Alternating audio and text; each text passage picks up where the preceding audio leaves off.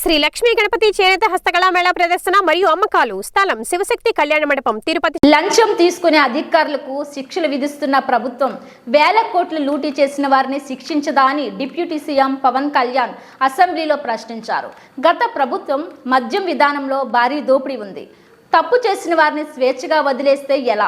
వారిని కఠినంగా శిక్షించాలి. అదృష్టవశాత్తు వాళ్ళు అసెంబ్లీలో లేకుండా వెళ్ళిపోయారు. వారికి సరైన శిక్ష పడాలి, తప్పించుకోకూడదు అని సభలో పవన్ సీఎంను కోరారు.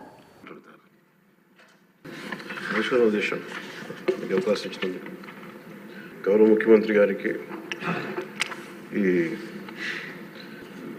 ఎక్సైజ్ పాలసీ మీద ఈ శ్వేతపత్రాన్ని సమర్పించిన విధానం చాలా లోతుగా ఉంది, సమగ్రంగా ఉంది.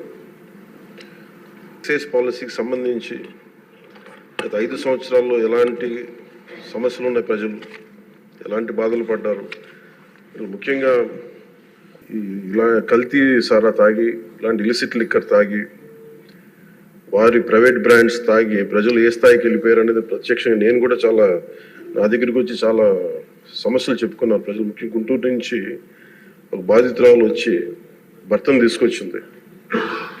భర్తను తీసుకొచ్చి నా భర్త నన్ను కొట్టేస్తున్నాడు, మీరు మాట్లాడండి, వీళ్ళు మందు తాగిని చెప్పి ఆవిడ పాపం బాధపడుతుంటే ఉన్న దెబ్బలు చూపించింది. భర్తను అడిగితే భర్త ఏమన్నాడంటే, నేను ఎప్పుడు ఇలా చేసేవాడిని కాదు, మందు తాగగానే నాకు అట్లా అయిపోతుంది, ఇది నర్వస్ డిజార్డర్ వచ్చేస్తుంది, న్యూరలాజికల్ డిజార్డర్ వచ్చేస్తుంది అనేది తర్వాత దీంట్లో తెలియదు అధ్యక్ష. ఊనే ఒకసారి అంటే ఇది ఇంకా విష్ణుకుమార్ రాజు గారు చెప్పినట్టుగా ఇది ఇంకా 3,000 కోట్లుగా చాలా లోతైన దోపిడీ జరిగింది. దీంట్లో లాస్ ఆఫ్ కన్సిడరబుల్ రెవెన్యూ దాదాపు 18,860 కోట్ల 51 లక్షలు అనేది ప్రాథమికంగా తేలింది. దీంట్లో అంటే ప్రజలకు కావాల్సిన డబ్బు, ప్రజలకి రావాల్సిన డబ్బు ఇవన్నీ కూడా ఎక్కడికి వెళ్ళిపోయినాయి. నిన్న ప్రధానమంత్రి గారు మనకి కేంద్రం బడ్జెట్ లో మనకి 15,000 కోట్లు ఇవ్వగా ఇందాక గౌరవ ముఖ్యమంత్రి గారు చెప్పినట్టుగా మనం అందరం చాలా ఆనందపడ్డాం. దీంట్లోనే నిజంగా ఈ 15,000 చిల్లర కోట్లు మనకు వచ్చిందంటే అసలు క్యాపిటల్ కి ఇబ్బంది కూడా ఉండేది కాదు. పోలవరం చాలా వరకు అయిపోయింది. ఇవన్నీ పక్కన పెడితే అధ్యక్ష, నిన్న రివ్యూ చేస్తా ఉంటే ఒక 20,000 తీసుకున్నాడు ఒక అధికారి, మన ఏసీబీ వాళ్ళు తీసుకున్నారు. ఇంటర్ డిపార్ట్మెంటల్ ఎంక్వైరీ చేస్తాం అని చెప్పేసి ఒక రివ్యూ ఏదో కేసు గురించి చదువుతా ఉంటే తనకి కాంపెన్సేషన్ రావాలి, తనకి కోర్టుకి వెళ్ళారు. అది మాట్లాడుతున్నా ఒకటే అనిపించింది, ఒక చిన్నపాటి ఉద్యోగి తప్పు చేస్తే 20,000 రూపాయలు లంచం తీసుకున్నాడని చెప్పి లంచం తీసుకున్నందుకు ఏసీబీ ఎంక్వైరీ ఉంది, లేదంటే డిపార్ట్మెంటల్ ఎంక్వైరీ ఉంది. అలాంటిది రాష్ట్ర వ్యవహారాలు నడిపే ముఖ్యమంత్రి కానీ వారి సంబంధిత సభ్యులు కానీ స్టేట్ ఎక్స్చెకర్కి 18,860 కోట్ల రూపాయలు పైచిలకు ప్రప్రథమంగా ఇక్కడే మనకు తేలుతూ ఉంటే వీళ్ళు శిక్ష పడకుండా ఎలా తప్పించుకుంటారు? శిక్ష పడాలి.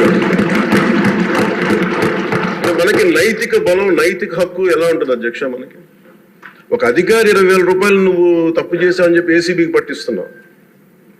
వీళ్ళేమో దారుణంగా 18,000 కోట్లు అటు ప్రజల్ని కనీసం వాళ్ళ క్వాలిటీలు మన లిక్కర్ మనకి తాగాలని చెప్పి ఎవరిని మనం కూర్చోబెట్టి మనం పెంపొందించట్లా.